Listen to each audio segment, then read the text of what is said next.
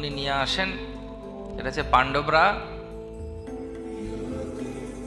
যুধিষ্ঠির মহারাজের নেতৃত্বে রাজসূয় যজ্ঞ করবেন এবং তার জন্য কৃষ্ণকে আমন্ত্রণ করতে চান। আমরা সবাই জানি, যেহেতু যারা যারা ভগবত চর্চার মধ্যে রয়েছেন, ভগবান এক ঢিলে দুই পাখি ওড়াবেন। আমরা তো মারি না, ওড়াই। তো ভগবান করবেন কি, রাজসূয় যজ্ঞেও যাবেন এবং তার পরবর্তী পর্যায়ে, যেহেতু ভগবান অত্যন্ত বুদ্ধিমান ব্যক্তিত্ব, তিনি এক জায়গায় গিয়ে দুটো কাজই সম্পূর্ণ করবেন। তো এখানে যে আলোচনাটি শুরু করেছেন আমাদের রাজার প্রতিনিধি এবং ভগবানকে স্তুতি করছেন যেভাবে, এটা অত্যন্ত উল্লেখযোগ্য আমাদের সবার জীবনের জন্য।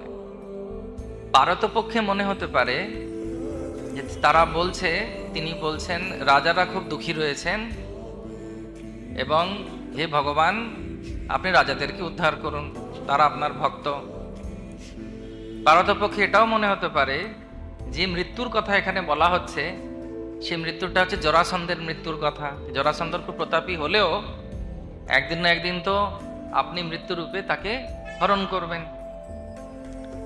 তবে শ্রীমদ্ ভাগবতমের বা আধ্যাত্মিক যে সমস্ত আলোচনা, সেটা সম্পূর্ণরূপে জগৎ কল্যাণের জন্য হয় এবং সেই কারণ হেতু প্রত্যেকটা স্থানে বা প্রত্যেকটা আলোচনায় আমাদের জীবনেও আমরা অনেক কিছু শিখতে পারি এই সমস্ত আলোচনার মাধ্যমে।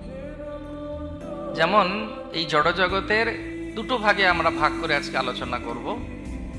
প্রথমত হচ্ছে যেখানে বলা হচ্ছে যে জড়জগতের লোকেরা ভগবানের কথা মানতে চায় না। সেটা কি ঠিক? হ্যাঁ কি না? মানতে চায় না কেন? তার কারণ হচ্ছে অহংকার বশত। ভগবান ভগবদ্গীতায় বলছেন, প্রকৃতি ক্রমানানি গুণৈ কর্মাণি সর্বস অহংকার বিমূঢ় আত্মা কর্তা অহম ইতি মন্যতে। মানুষ ভাবে আমি সব জানি। কার কার মনে হয় আমি সব জানি? একটু হাত তুলবেন। এই যে প্রভু তুলেছেন, মাতাজি তুলেছেন, অনেকে তুলছেন না, কারণ যেহেতু ও যে আরো অনেকে তুলেছেন। আমাদের মধ্যে এই ভাবটা থাকে, জানি জানি জানি। তার মানে আমাদের সেই ধৈর্যটা নেই আরেকজন যে বলছে সেটা কি বলছে, ভালোর জন্য কিনা সেটা না, কারণ আমরা ভাবি আমরা সব জানি।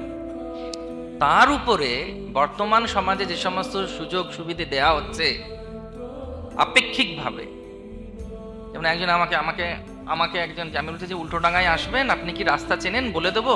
বলতে না প্রভু, আপনাকে বলতে হবে না, গুগল আছে। আমি বললাম কিন্তু সবসময় কিন্তু গুগল ঠিক জায়গায় আপনাকে পৌঁছাবে না। আমরা একবার একটা বাড়ি খুঁজতে খুঁজতে গঙ্গা তটে চলে গেছিলাম, তারপরে রাস্তাই নেই। সেজন্য একটু ধৈর্য ধরে চিন্তা করা উচিত যে আলোচনা আমরা করছি। তো জড়জগতের মানুষ সবসময় ভাবে যে আমি কিভাবে এখানে ভোগ করতে পারবো, ঠিক আছে না? তো সেজন্য শাস্ত্রে বলছে মানে চারবাক বলে একজন মুনি ছিলেন, তিনি অনেক সিদ্ধান্ত দিয়েছেন নিজের মতো করে। উনি বলতেন, এটা এখনকার দিনে খুব মানে সবাই, যাবৎ জীবেত সুখদ জীবেত ঋণং কৃত্যা ঘিতম পিবেত ভস্মীভূতস্য দেহস্য কুত পুনরাগমন। যতদিন পর্যন্ত বেঁচে থাকো ঘি খেয়ে বেঁচে থাকো, তার জন্য যদি ধারও করতে হয় করো।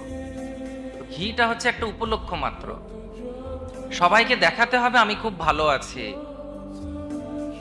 সবার কি মত সেটার উপরে আমার আনন্দ নির্ভর করে বা সুখ নির্ভর করে আজকালকার জগতে। আমি এক জায়গায় গেছিলাম, একটা বাড়ির সামনে দিয়ে হাঁটছি, খুব বড় একটা শহরে। দেখছি একটা গাড়ির সামনে রয়েছে ঢাকা দেওয়া, আর সেই গাড়ির চাকাগুলো বসে গেছে, 4টে চাকাই।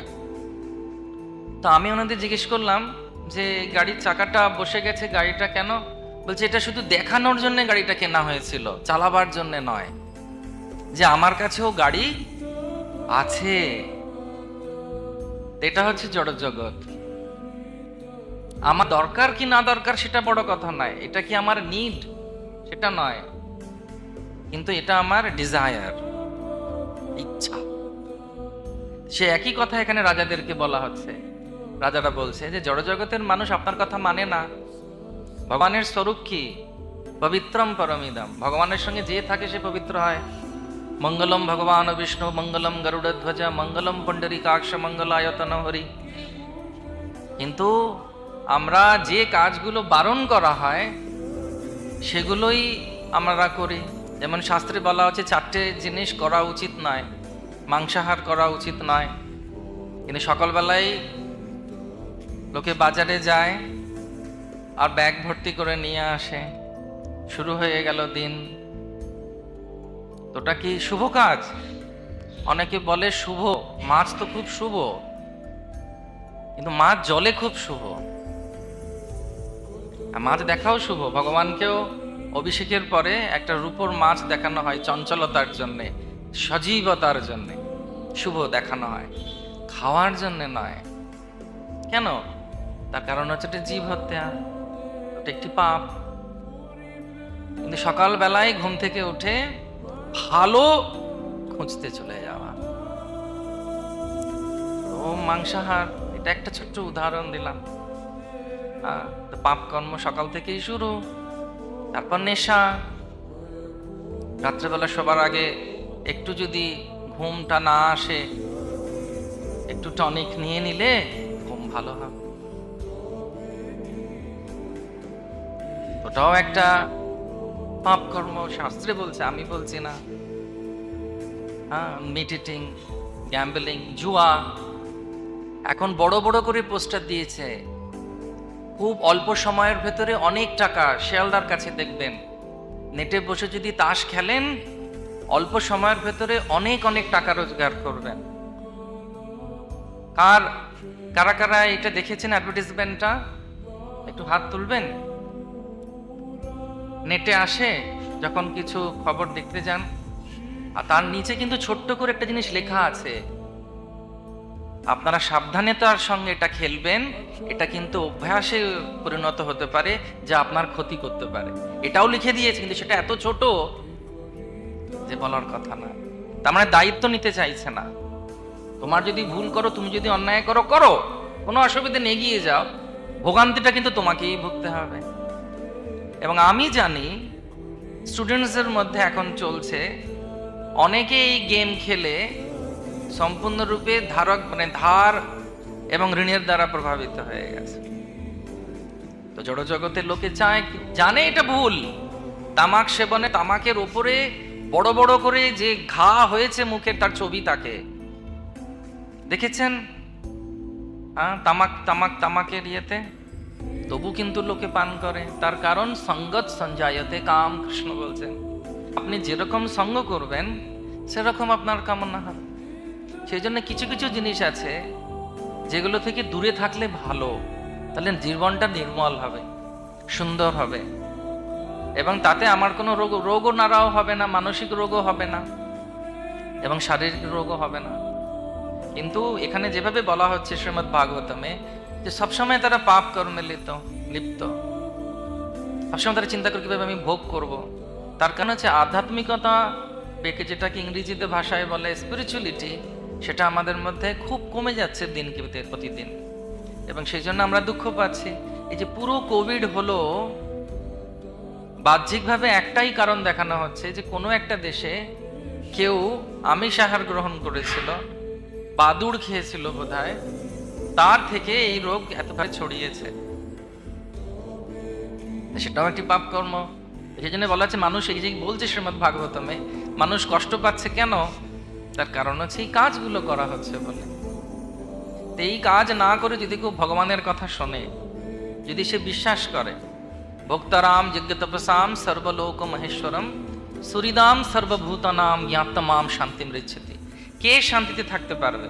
কে ভালো থাকতে পারবে? যে ভগবানের কথা মানবে, যে ভগবানকে ভালোবাসবে। ভগবানকে ভালোবাসা মানেই হচ্ছে ভগবানের কথা মেনে চলা। আর যেহেতু আমরা ভগবানের কথা মানতে চাই, আমাদের ভালো লাগে মন্দিরে আসতে, কি সুন্দর ঠাকুর সাজিয়েছে দেখো, আহা, মনটা ভরে যায় ইস্কনে এলে। তারপর কি সেই যে সৌন্দর্যটা, সেটা কি হৃদয়ে নিচ্ছি?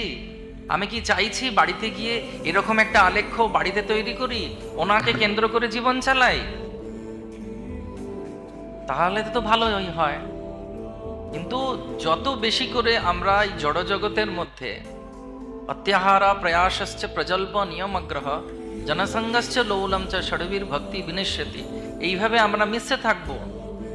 অত্যাহার মানে হচ্ছে অতি পরিমাণ জমা করা, যাতে দরকার নেই তার থেকে বেশি সঞ্চয় করা। প্রয়াস, তার জন্য প্রচেষ্টা করে লোকে। কারণ অ্যাডভার্টাইজমেন্টে দেখছি এই গাড়িটা না হলে, এই ঘটনাটা না হলে, এই বাড়িটা না হলে আমার চলবে না। কিন্তু চলে যেতেও পারে, 2 BHK তে ভালো আছি, সব কম, কিন্তু না, আরো চাই।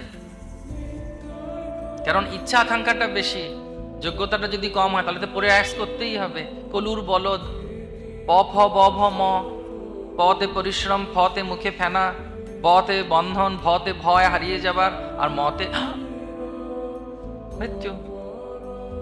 তো যদি আমরা চাই যে অল্পতে সন্তুষ্ট থাকে, যা পেয়েছি যথেষ্ট, লজ্জা নিবারণের জন্য বস্ত্র পেয়েছি, মাথায় ছাদ পেয়েছি, ভগবানকে পেয়েছি, দুবেলা হলেই হয়ে যায়, এখন তো কোনো অসুবিধা নেই। কিন্তু না, তোরা যে যা বলিস ভাই, আমার সোনার হরিণ চাই। সোনার হরিণ কি হয়? সোনার হরিণ হয় না, তো মায়ামৃগ, মা ভগবতী সীতা সেটা প্রমাণ দিয়েছেন। কিন্তু আমাদের সোনার হরিণ চাই। তো সেই জন্য শাস্ত্রে বলছে কিছু আছে, যত বেশি করে আমরা এইভাবে নিজেদেরকে এই সমস্ত লোকেদের সঙ্গে, এই সমস্ত মানুষের সঙ্গে মিশবো যারা প্রচন্ডভাবে আসক্ত এই জিনিসের প্রতি, তত বেশি আমরাও তাদের দ্বারা প্রভাবিত হব। ও তোর কাছে এটা নেই, জীবনই বৃথা। তোর কাছে এই মোবাইলের কি বলে মডেলটা নেই, এটাতে এত ফিচার্স আছে, কথা বলা তো হয়ে যায়, হয়ে গেল কাজ, কি দরকার আছে এত বেশি করা? কিন্তু সঙ্গত সঞ্জায়তে কাম, অত্যাহারা প্রয়াসশ্চ প্রজল্প আর নিয়ম আগ্রহ।